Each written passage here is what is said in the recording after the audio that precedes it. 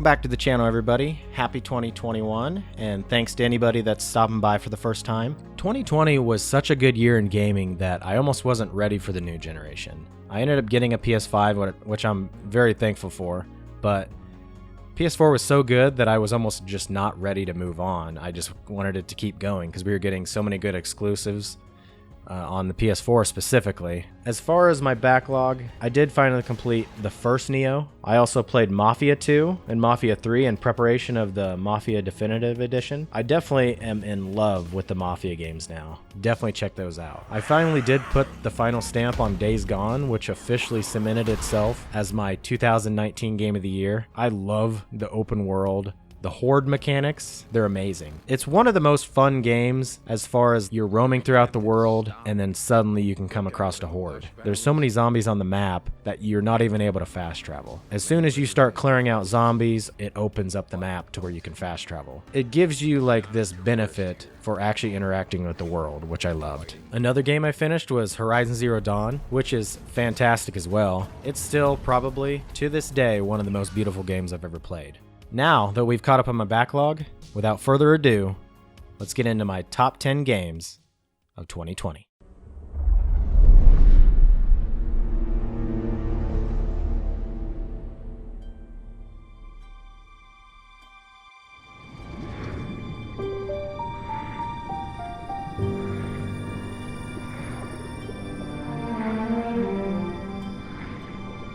Where am I?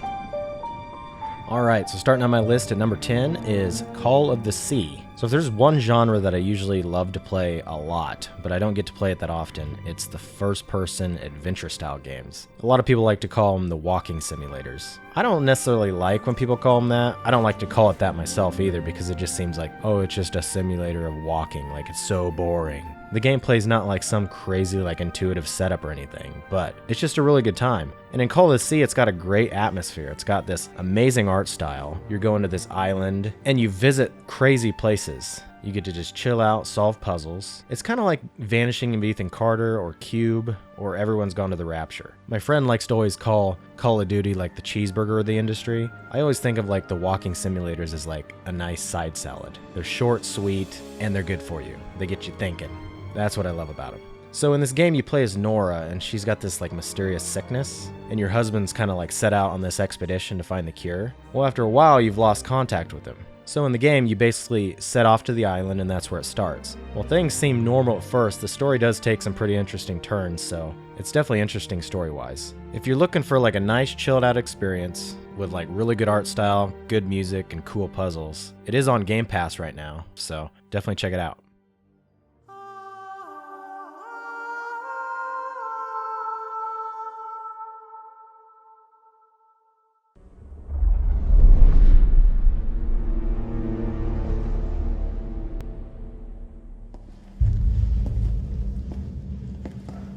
Hey, Captain.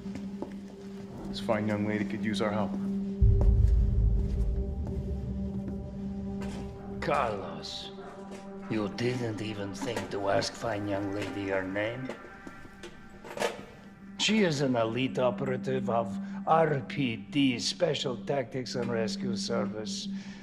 Her name is something Valentine. It's Jill. Nice to meet you, Jill. After we got Resident Evil 2 last year and it was such an amazing game, I was pretty excited for this one. I wouldn't say it reached the expectations of the second one, but it's pretty close. It's not as good, but I really did enjoy this game. Jill's new look is really nice. She's like badass, attractive, not overly sexualized. It reminds me of when Tomb Raider was remade back in 2013. When they made Lara Croft badass, but not like overly sexualized. I actually think that's more attractive, so. When it comes to the enemy in this game, you fight against Nemesis instead of Mr. X. I would say overall I preferred Mr. X over Nemesis. Nemesis is a lot more scripted in this game than Mr. X was. Depending on where you were at in the police station, Mr. X would always follow you around, and I love that feeling. With all that being said, Resident Evil 3 is still an amazing game, so if you're looking to have fun, shoot some zombies, definitely check it out. Alright, Super Cop. Here you go. We can use this to stay in contact. I know what a radio is.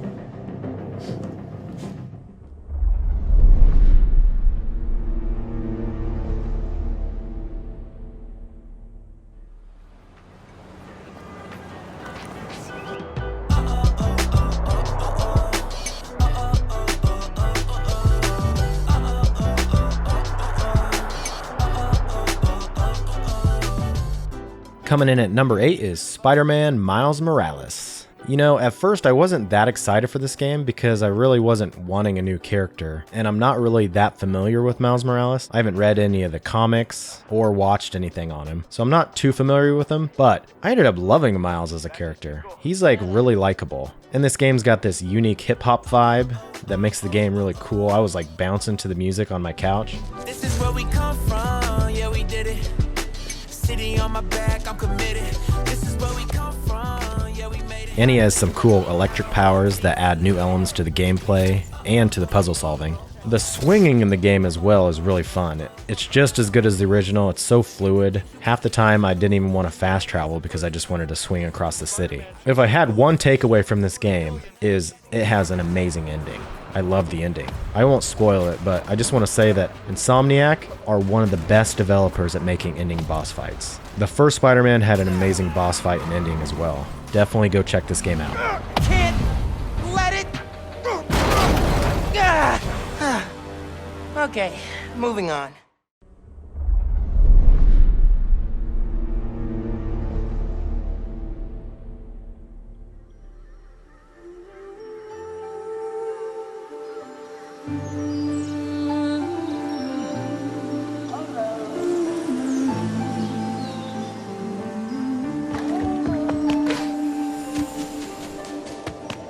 Coming in at number 7, and my top platformer of the year, is Ori and the Will of the Wisp. This game has the whole package. It's beautiful, the gameplay has improved quite a bit over Ori and the Blind Forest. You got a soul sword now, you got tons of new abilities and shard upgrades that really allow you to customize your Ori build. The music is fantastic in this game as well. I wouldn't necessarily say it's better than the original, but it's just as good or better. It's a Metroidvania style game where you find new power-ups and gain access to new areas, so if you like that type of game, this is for you.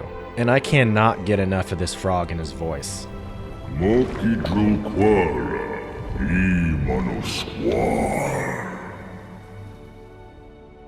I really think that Moon Studios has taken the amazing spirit of the original game and just enhanced almost everything you could have. It will go down as one of the better sequels I've ever played.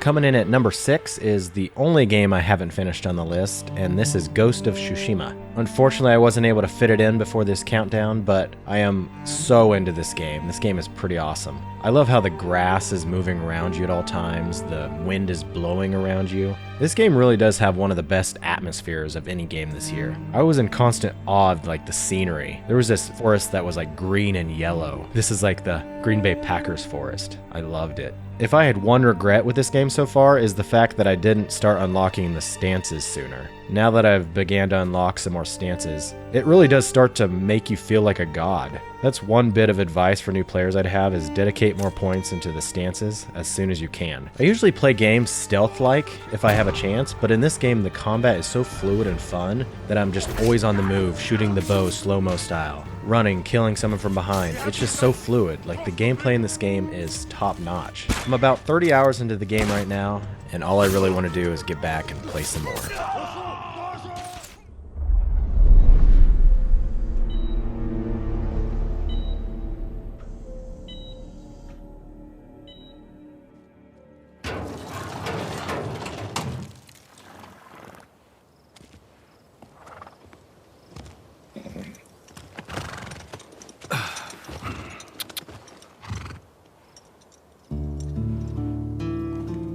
Coming in at number 5 is The Last of Us Part 2. This is by far the most difficult game I've ranked this year. The original Last of Us was one of my favorite games of all time. I even named my daughter after Ellie, so it definitely had a big impact on my life. The gameplay is improved in this game. I love the fact that you can go prone in the grass and stealth around while you're crawling around. You can even shoot the bow while you're laying down in the grass. It's pretty sweet. The level design is also much more varied in this game. I don't think I saw the same environment twice. The game just has a lot of variety to it. It's so fun to play through. I know a lot of the story parts pissed us off, and everyone's kind of 50-50 on the game. But at the same time, I think the game's unique story aspects wouldn't have existed for me if that didn't happen. It's definitely one of the more unique games I've played. It was just one long ride through hell and back, which was awesome, but also shitty at the same time. That's really the best way I can explain it. Though in the end, I didn't think it lived up to the original, I still think it's an amazing game, and I think everybody should try and play it.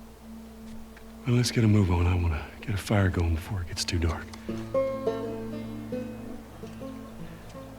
Come on.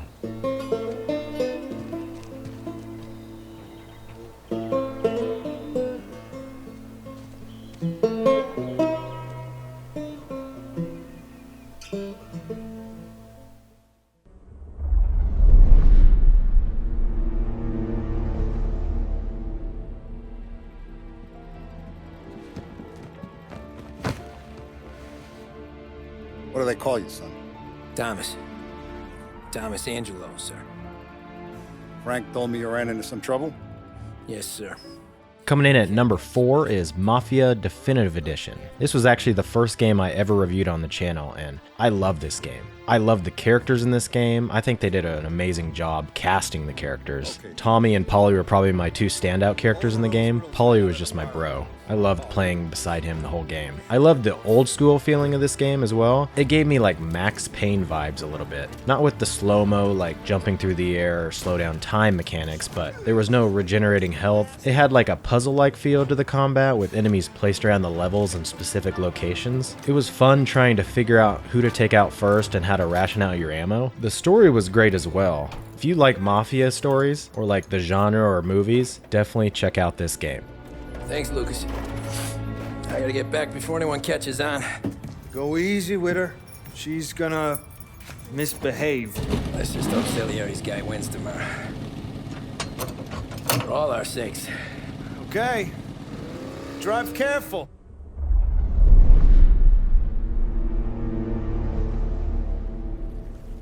Brave soul who fears not death.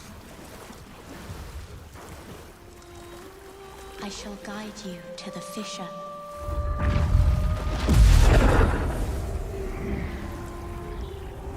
So that you may lull the old one back to slumber.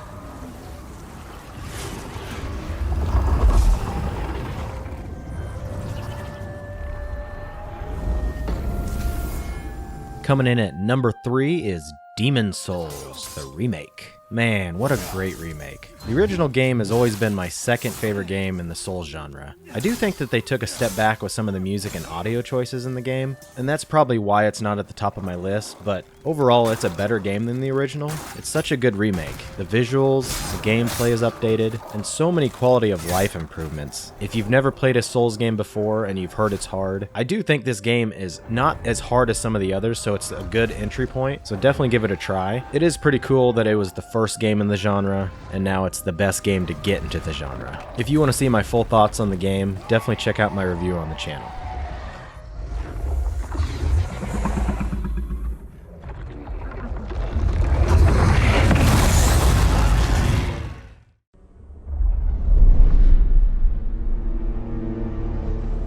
Few tales are told of Hades, whose very name inspires fear and penitence, reminding us of the inevitable fate which we all share. I, however, mean to tell you such a tale. Listen carefully.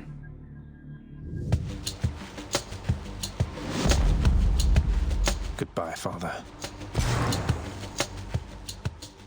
Coming in at number 2 is Hades. I'm so passionate about this game now. I'm watching YouTube videos and strategy guides, just trying to figure out the best way to play through this game. This is definitely my most surprising game of the year. The reason I say that is because I usually don't like roguelike games. And if you don't know what a roguelike game is, it's a game where you kind of start out at the beginning of the game, you play through levels, and if you die, you reset. You go completely back to the beginning, you lose all your stuff, and then you begin again. Hades does it so well, like the power-ups are addicting, and the gameplay is so fun that when you die, you go back and you don't mind playing through it again. And the difference between Hades and some of the other roguelikes that I've played is there's this awesome hub area that you go back, you interact with characters, the story progresses, they're always responding to your death and who you died to.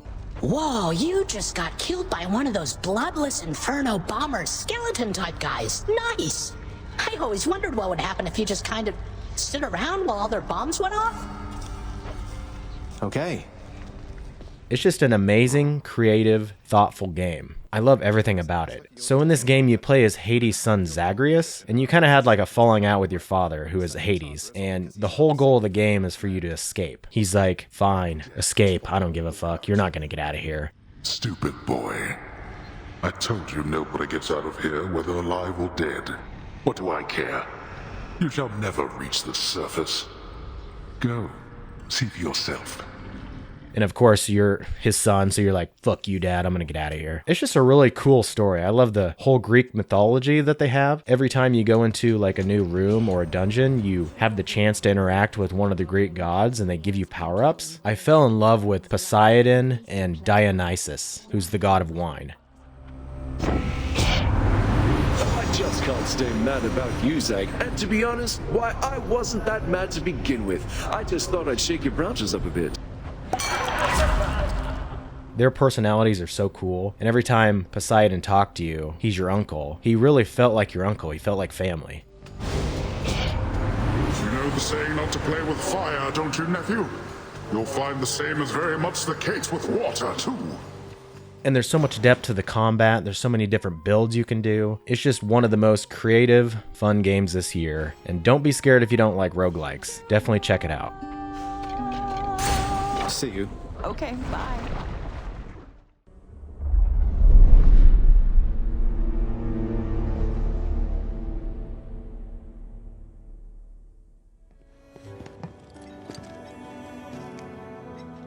See you soon. At Seventh Heaven.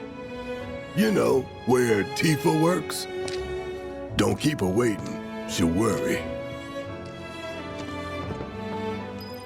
Coming in at number 1 is Final Fantasy VII Remake. I really had no doubt when I was making this list that it was going to be Final Fantasy VII. Hades and Demon's Souls were pretty close, but I really enjoyed Final Fantasy VII probably the most out of any game this year. I love the characters in the game, the combat's amazing, the music is godlike. Oh my god, the music. I even started buying these little music boxes off of Square Enix's website. Man, they're awesome. Just listen to this.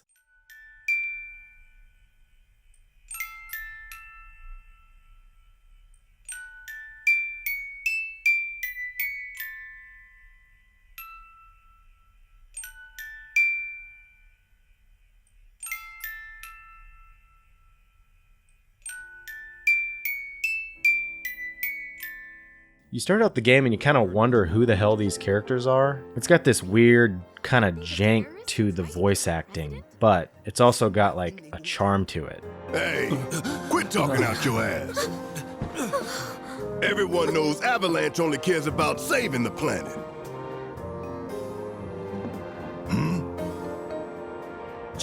Just who do you think you are? A law-abiding concerned citizen. Law-abiding? Really? Shh. Don't antagonize him. I don't know if you've ever played like Dead Rising before, but Frank in that game will say a line like, "I'd covered wars, you know." Give me your gun. You know how to use this? Kinda. I've covered wars, you know. It's like its secret charm to the game. That's why I've never really played the Final Fantasy games before, because I just kind of felt like it had like this weird quirkiness to it that maybe I wouldn't like. Now that I've played a full game through all by myself, I love it. I also love the combat in this game. It's got this real-time and turn-based combat system that's like combined together. You can hack and slash away and it just feels nice. Combat's really smooth. And then as soon as you hit the X button, it slows down time. You can select to heal yourself or people in your party, and you can switch to different people in your party. which is really cool. It's just a really cool system. I really like it. There's also this materia stuff that you can put in your weapons. It gives you fire powers or just other abilities. The characters are amazing. I love all the characters from Cloud, Tifa, Barrett, Aerith. All of them are amazing. And the soundtrack. The soundtrack is, I think, what put it over the top for me. It's just one of the best soundtracks I've heard in a long time. I just love the fact that I didn't play the original game, so I didn't have any story elements spoiled for me. I didn't have nostalgia to ruin it for me. I just came in fresh and I love the game. If you haven't played the original Final Fantasy VII and you've never played a Final Fantasy game before, I can't recommend this game enough. And it's definitely my favorite game of 2020. Back already? Got every last one, too. Now the slum should be safe.